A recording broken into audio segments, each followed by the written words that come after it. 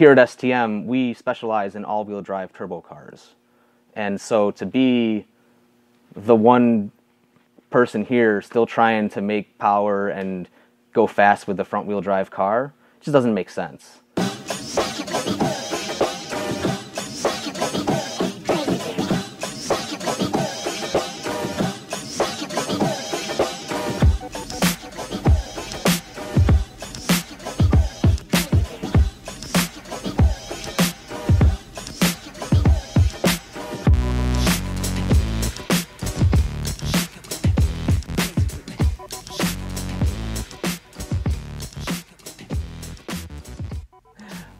This is my 91 Honda Civic. I had an EF chassis that I was just going to do a simple front-wheel drive turbo setup on, but the car was a little bit crusty. It wasn't perfect. A friend of mine tagged me in some Facebook post about a shell that was for sale, that a guy really just wanted to get rid of it. So I learned very quickly that this car was actually something rather special. This person had been trying to restore this shell for like almost a decade. So he had had the car on a rotisserie, had it flipped over, shaved the entire undercarriage, shaved everything off, and repainted it all a nice glossy black. Reached out to some friends who were very familiar with this car, and they were like, if you're gonna do this starting from scratch, this is the shell you want. Shout outs to Josh Bergeron, because he's the one who had this car before I did, gave me a killer deal on it, and really has helped me out in the whole process. So the first thing I did was decide, well, because it's just a shell, I'm gonna build a cage. So did that work. I had never built a roll cage before, and so that was a bit of a learning process. The car was pretty much ready to go as a front-wheel drive, built motor, like a basic B-series turbo setup that everyone has run for decades now. And so drove it for a couple summers. No, I think it was like one season I drove it just as the front-wheel drive car, got into some autocrosses. The car handled great. But here at STM, we specialize in all-wheel drive turbo cars. And so to be the one person here still trying to make power and go fast with the front-wheel drive car just doesn't make sense. So I decided probably like the fall of 2019 that I was going to try and pursue it. And I started looking at the kits that were available online. Then I just decided, like, I think I could just make the trailing arms. And so I started to make the trailing arms just as an experiment. And then I would post my progress on those on Instagram, and got a lot of really positive feedback. And people claimed that I was doing it right, so I guess I was doing it right. Then decided I wanted to build the rear diff mount as well. And so started that on a weekend. So this is all during the COVID pandemic. Everything is closed. There's nothing else to do anyway, at least not to do safely. So I just decided I'm gonna hunker down here and get this thing done and just do it all completely DIY. Yeah, so the engine, it's a B18C, Manley turbo tough rods, pistons. CSS did the block for me, so it has sort of their machined in block guard. That's the best way I know how to describe it. But CSS does fantastic work as far as people using stock sleeves on turbo builds. You know, you can make like 600-700 horsepower on these things. So the block is built. The head is almost 100% stock. Just has like SuperTech springs and retainers. And that's pretty much it. Stock cams, just GSR cams. The turbo is a Garrett Gen 2 3076R. It's not a high horsepower car. It makes 350 all-wheel horsepower, 240 foot-pounds of torque on our Mustang dyno here at STM. So we left it at 16 pounds because that feels good. Also as a way to just test how all this stuff holds up. So far, so good. So we're going to start at the back of Tim's Turbo Turtle here, and we're just going to talk back to front about how this whole setup works. So this is the factory subframe. Normally it goes all the way across. So the first thing I did was cut this out and figure out where I wanted the diff to be. So push that up and realize I wanted it to be higher up than what the inside of the car allows for. And so cut as much out until it fit where I wanted it, really. The diff is from just a factory 99 Honda CR-V. I bought a parts car for 250 bucks, which had the transmission and the rear diff. So yeah, this is actually, you cut out your trunk, right? This is the inside. The other side Yeah, of so your there's trunk right here. yeah, so there's a cover. Right. Most people actually weld in a piece, but I decided to make it just bolt in, and the reason being there are bolts up here that now I can easily access if I need to drop the diff. It's just 1, 2, and then 3, 4 right here, and the thing comes right down.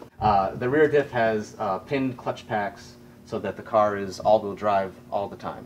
So because of the pinned clutches in the diff, that requires that you use some kind of viscous coupler, and truthfully I don't know what the science is behind that, but that's just what I read on the internet, and so that's what I do. A lot of the guys run wagon parts, so like the wagon rear diff and wagon drive shaft and wagon viscous coupler, but that stuff is so hard to find nowadays, and the price is astronomical.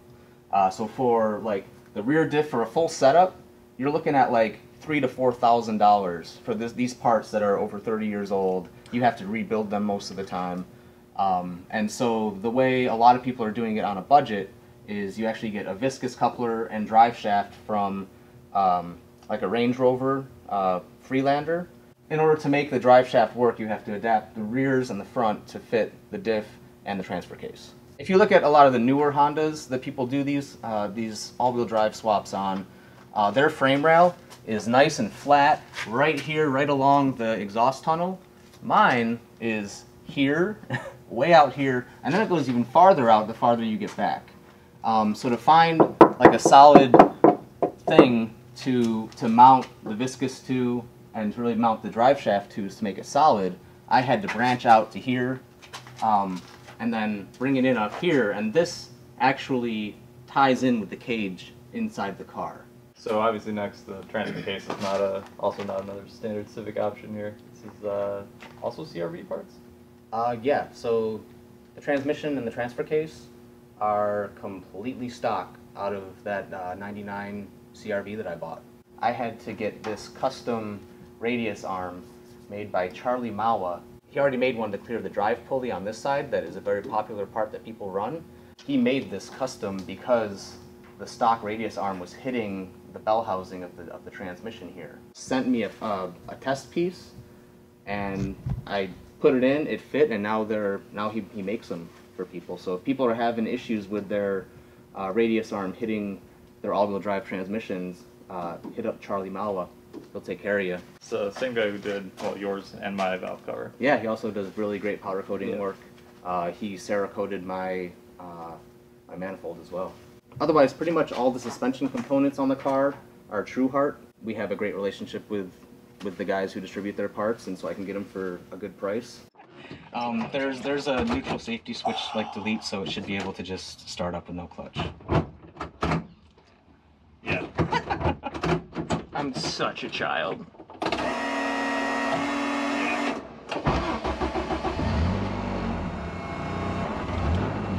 No! No! I thought I was going to be able to do this. So when it came to driving this car, there was a couple major, shall we say, challenges. First off, Tim is 5'5", 5'6". Let's just put it this way. I'm 5'9" on a good day, and I'm considerably taller than Tim. And Tim's seat is bolted into his car with no seat rails or any ability to adjust. And hey, we're not going to tell him to change anything like that out. So Stefan was not going to be able to fit.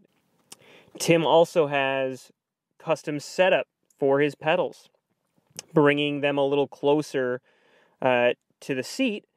So it was a real struggle for me to even just get into this car, much less drive it. And to be honest, it was hard to take any major takeaways. But I will say, driving it was incredibly mechanical. I've driven a bunch of all-wheel drive cars. Most of the time, you'd never know it. But this, with it being stripped out, being, homemade essentially, you could feel the vibrations in the car. You could almost hear the whirling of the all-wheel drive, as well as when it gets engaged. Like you could hear like the thunking tension on the drive shaft down the middle of the car. So it's just a very visceral experience, and I was a little overwhelmed. So yeah, it was just a struggle. The other thing that I was able to take away from behind the wheel, the power this car makes is all up top. Classic Honda, I know it is turbocharged, but the power's at the top. That's where it likes to be. That's where it really will shove you back. There's not much down low, and it made for an awesome ride. So what we did was, Stefan and I just went for a ride and got our impressions that way. It's never ideal. I wouldn't really call this a classic review by any means, but it's the best we could do, and there was no way that Stefan and I wanted to miss reviewing this car. Not as loud as I expected. That's not bad. Yeah. I have a carpet for it that I plan to put in. That'll help a lot. I'm just saying the exhaust, like, Yeah. being that long with a muffler, Right. it's still really not that bad. I mean, I'm also not on this side. No, but it's still, even from this side, if I'm doing like a left-hand U-turn, I can kind of like smell it. Yeah. Otherwise, though, it's as if I just had a regular exhaust. It's not bad. It feels super solid, though. Yeah. Like, I've been in cars where you're moving around in the seat and the whole everything flexes around you. Yeah. No, No, this is like, it's like planted. yeah. But it doesn't. My first impression of this car, when I got the bigger wheels and tires, it doesn't feel like a slammed Honda anymore. Right, no, Like, yeah. it feels like an Evo or a Subaru or something.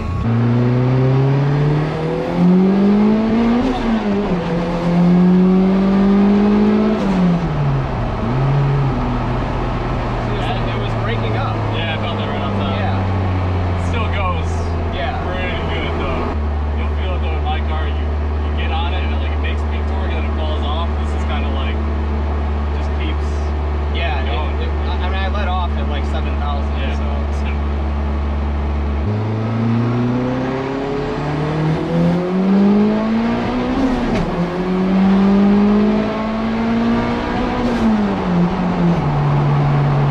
Yeah, like I'm not trying to break any records with this car. No, I mean, honestly, for a street car that you walk across, yeah, naturally plates, I would leave it. Yeah. I don't know. I want to make 400 on it. Yeah. And just call it a day. Right.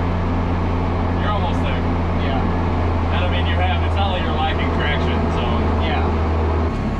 big fan. That's sweet. Thank you for having us out, Tim. This was awesome. Yeah, definitely a wild build. Definitely not like your cookie cutter anything. Yeah, I honestly could look at this car all day. There's just so many details, things to see, questions to ask, and things to learn about how Tim built the car, and not only just the all-wheel drive swap, but the interior, the shifter, just absolutely incredible car. So thanks again for that. And Tim has been mentioned in some of our videos for him getting us out of tight spots. Yes, a lot. I can't even count how many times it's saved us in a pinch. Yeah, so thank you so much, Tim, as well for that, as well as having us out. And yeah, if you like this content, we got some more stuff coming out. We're always trying to do that. We're a little behind at the moment. We're trying to get the Miatas to the gap and get our cars together and stuff. But yeah, stay tuned. More adventures to come. My hands are like fucking filthy. You want to just like squat down for you? This is where the Apple box comes into play. Okay, so Ever, we'll take like 2 seconds here.